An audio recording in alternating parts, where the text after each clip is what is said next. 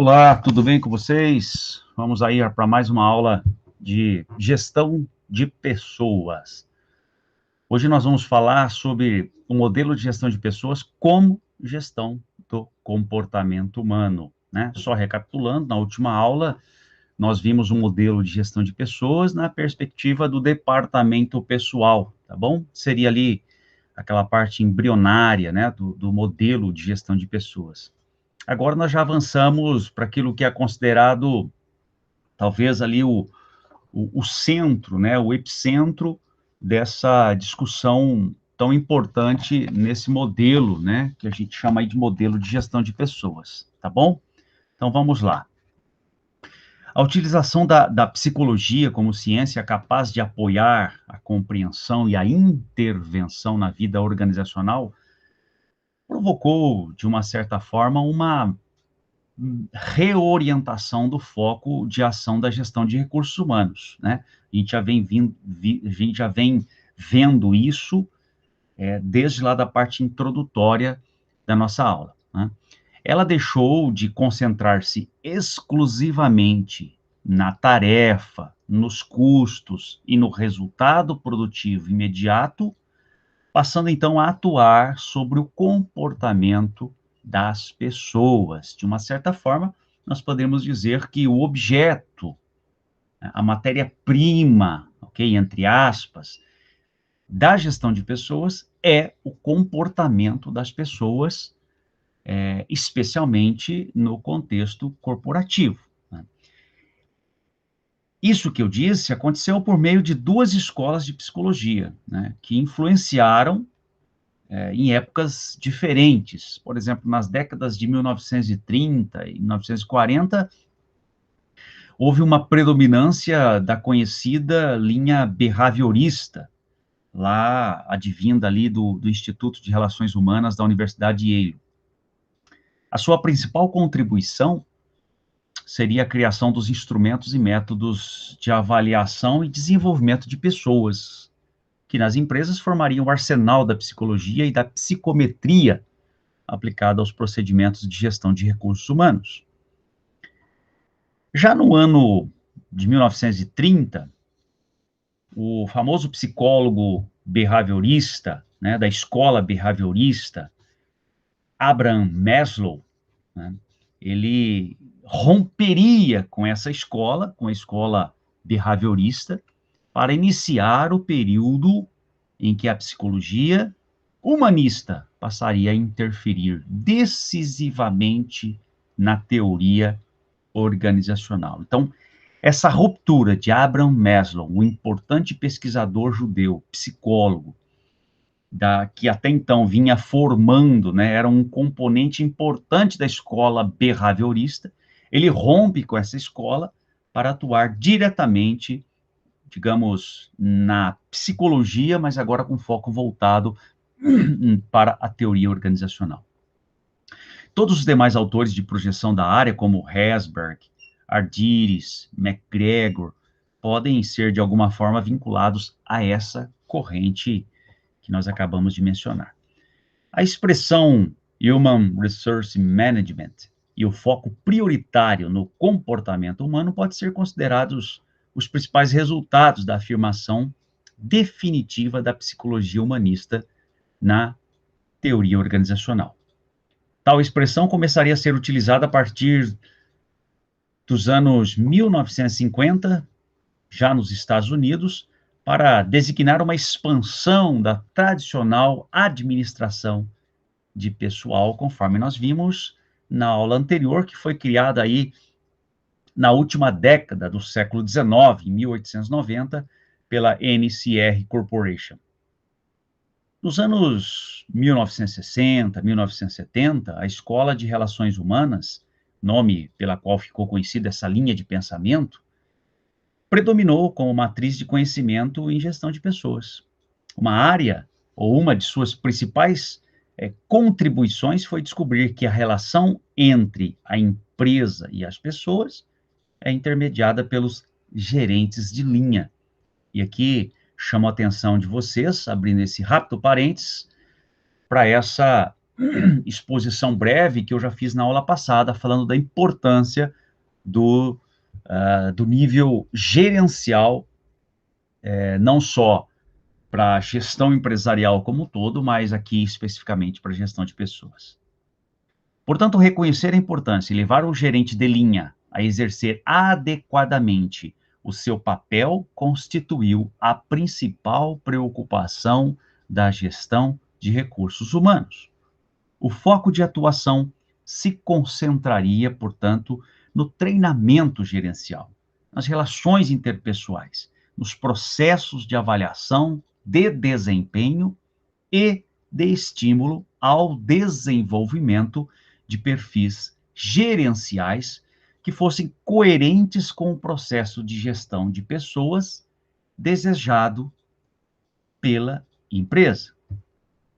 Motivação e liderança passariam, então, a constituir os conceitos-chave do modelo humanista. Em um artigo publicado na Harvard Business Review, um autor chamado Milesi tentaria estabelecer uma distinção entre os conceitos de relações humanas e de recursos humanos. Até hoje, tal distinção não foi devidamente incorporada pelo senso comum e tampouco pela teoria, uma vez que, em geral, os dois conceitos são utilizados como sinônimos.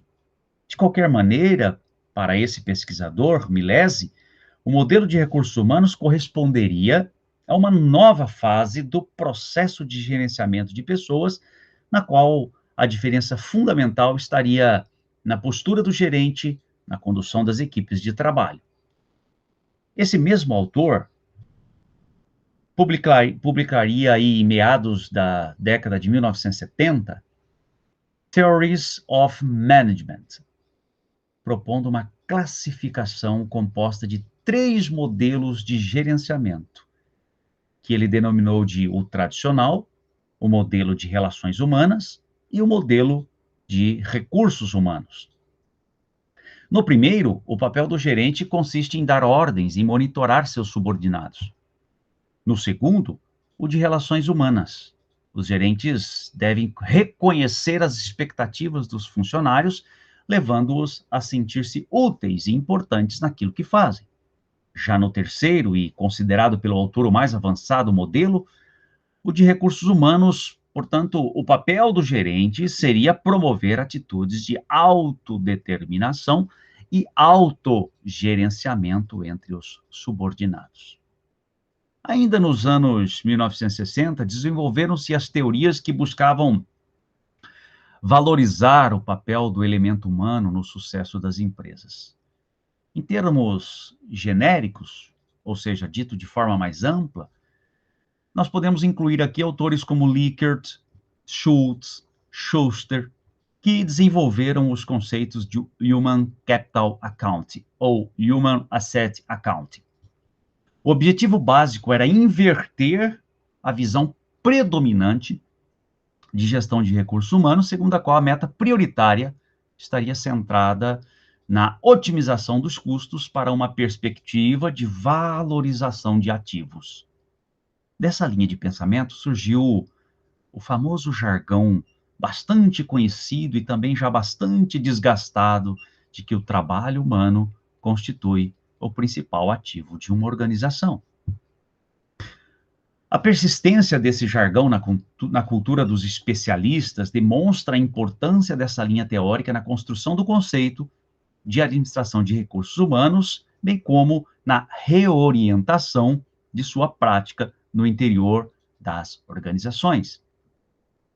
Entre suas contribuições estão a introdução da questão da mensuração econômica dos resultados da função de recursos humanos, uma embrionária valorização dos processos de desenvolvimento de pessoas em detrimento das atividades técnicas de gestão de salários e de cargos e a promoção de pesquisas empíricas que buscam comprovar a correlação entre o sucesso das organizações e o investimento em desenvolvimento de recursos humanos. Como se vê, embora por vezes sejam utilizadas como sinônimos, nota-se entre os estudiosos da questão a forte preocupação de distinguir a gestão de recursos humanos, de administração de pessoal. Esse segundo termo estaria vinculado a um passado marcado pelo caráter, digamos, processual e burocrático da atividade, característico do modelo que nós analisamos na aula passada. Alguns estudos, aí já em meados da década de 1990, fazendo uma retrospectiva de vários outros estudos que estabelecem tal diferença, demonstram que, embora todos partam do mesmo princípio, o parâmetro de diferenciação, varia bastante entre eles.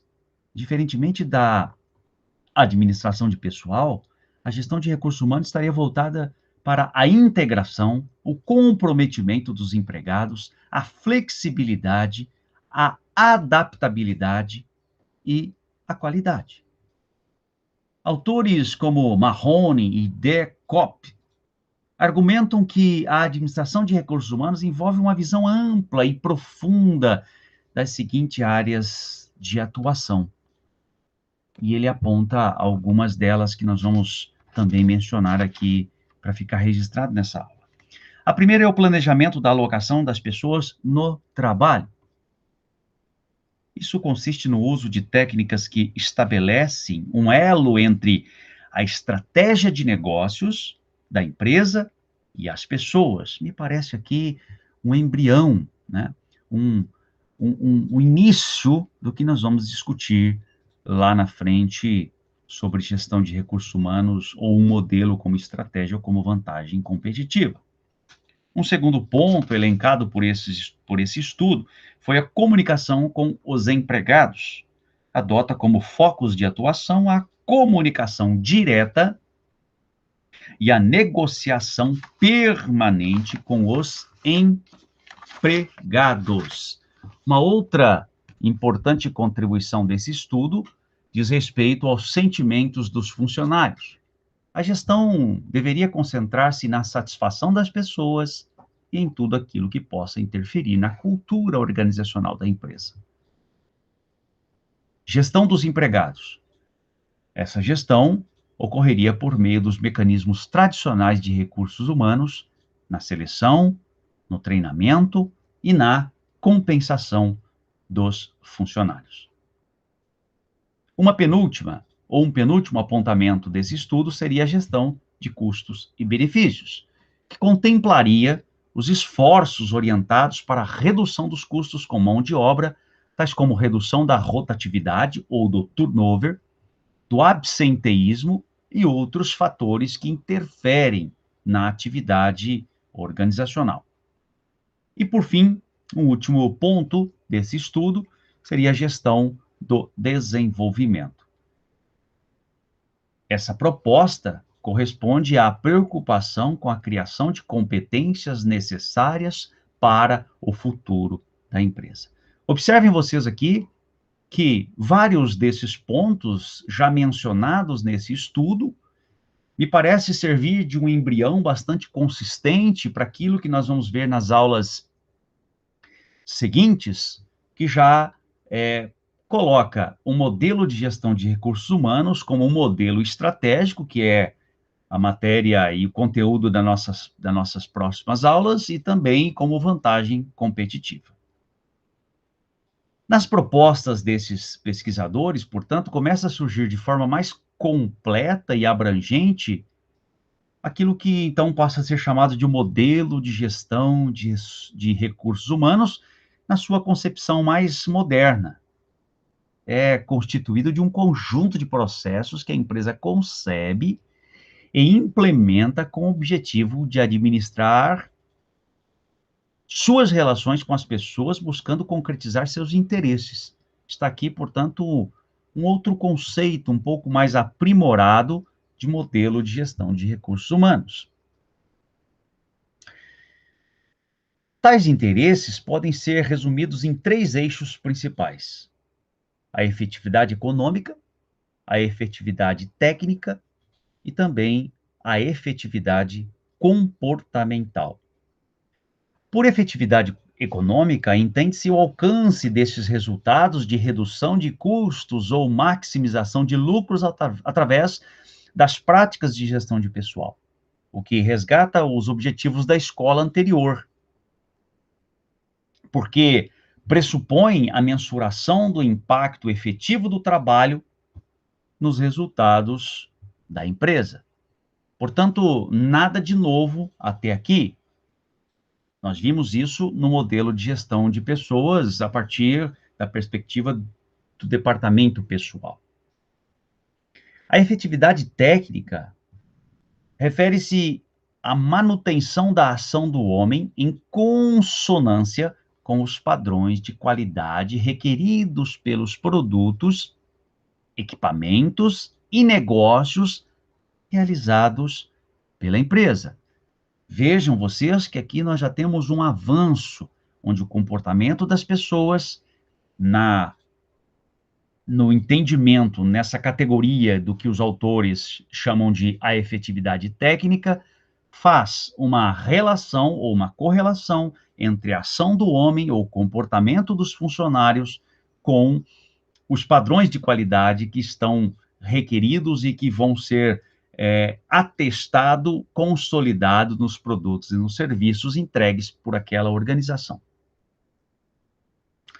E, por fim, a última categoria elencada nesse estudo refere-se à efetividade comportamental, que, na visão dos autores, corresponde à busca da motivação e da satisfação dos interesses dos funcionários, de modo que as suas necessidades sejam atendidas adequadamente.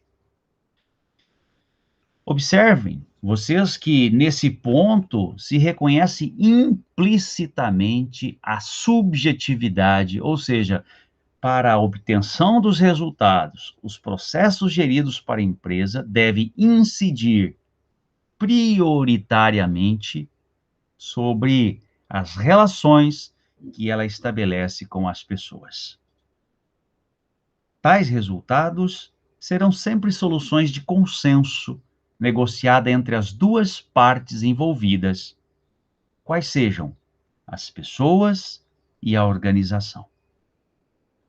Reconhecer essa característica básica da gestão de recursos humanos significa reconhecer também quanto é limitado o grau de previsibilidade da empresa com relação aos produtos finais resultantes das práticas que ela adota. Como é possível observar, o modelo que reconhece o comportamento como foco principal da gestão se articula em torno dos binômios envolvimento-motivação, fidelidade, estabilidade e assistência-submissão. Cabe à empresa promover a motivação das pessoas e às pessoas manter-se permanentemente envolvidas com os projetos da organização num contrato de submissão de longo prazo, que, em outras palavras, também se utiliza um jargão vestir a camisa da empresa. Era vista como um slogan para empregar e manter as pessoas nas empresas. É em torno desses elementos básicos que se estrutura o mais influente e conhecido modelo de gestão de pessoas da história da teoria organizacional. Esse que nós acabamos de apresentar nessa aula. Não se esqueçam de registrar a sua frequência, inscreva-se no canal do CEO Agro e ative o sininho para que, quando algum vídeo for ao ar, você já seja aí diretamente avisado e possa, então, se programar para assistir mais uma aula, com bom conteúdo para sua formação profissional. Na próxima aula, nós veremos o modelo estratégico de gestão de pessoas. Desejo um excelente restante de semana para vocês e fico à disposição, caso tenham dúvidas, utilizem essencial e prioritariamente o fórum, tá bom? Um grande abraço e até logo mais.